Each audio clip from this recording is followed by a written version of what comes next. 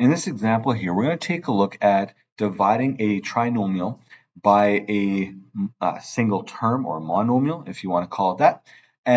But this one here has a lot of complexities and a whole bunch of numbers and letters to it. So we're going to try to just dive through and give you a chance to see how this is done and an example of how you can work through a question like this as well.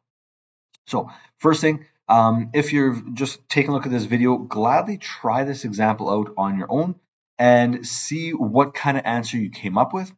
See if it's does it make sense, and then gladly follow along the rest of the video and come up with, did you get the same answer that I did as well?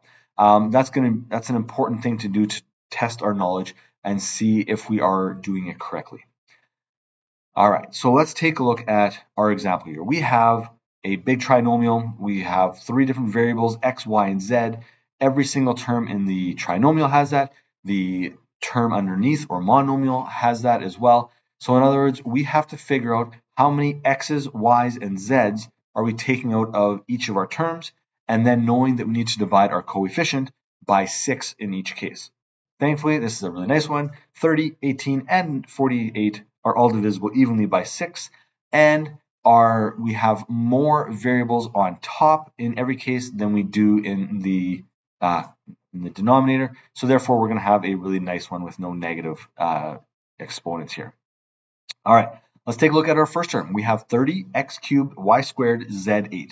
We are going to divide the 30 by 6. We're going to take one x out, two y's, and one z, because that's what our term in the denominator has. And so when we do that, 30 divided by 6 is 5.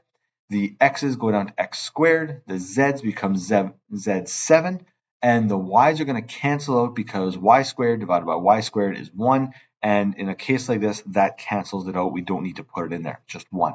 You could also write y to the power of 0, as 2 minus 2 is 0. But any variable to the power of 0 is just 1. So that's our answer, and we can simplify it out. Second term, we have negative 18 x, y squared, z squared. You'll notice that the x's and the y's are both going to cancel out, and we're going to be left with a single z. The negative in front of the 18 stays with it as well. So negative 18 divided by 6 is negative 3, and we're left with a single z in this case here, and that's going to be the end of that one. The final term, again, is positive, so we're going to have a positive number. In this case, the z is actually going to cancel out because there's a single z on top and a single z on the bottom, so they cancel out. 48 divided by 6 is 8, and we have 6 x's left over and 2 y's left over to come up with our final answer.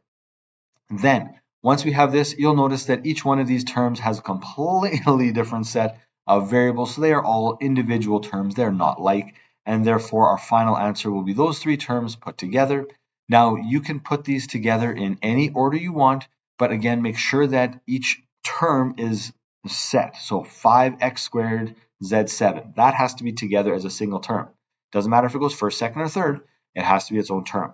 The negative 3z must be again together. That negative has to be in front, so make sure you're not just ignoring the negative. And then finally, the 8x6y squared also has to be its own term. Again, first, second, third, does not matter. It'll be a positive, so either have a plus sign in front, or it'll be right in the front, and we'll have nothing in front. Thank you for watching. I hope that it really helped you.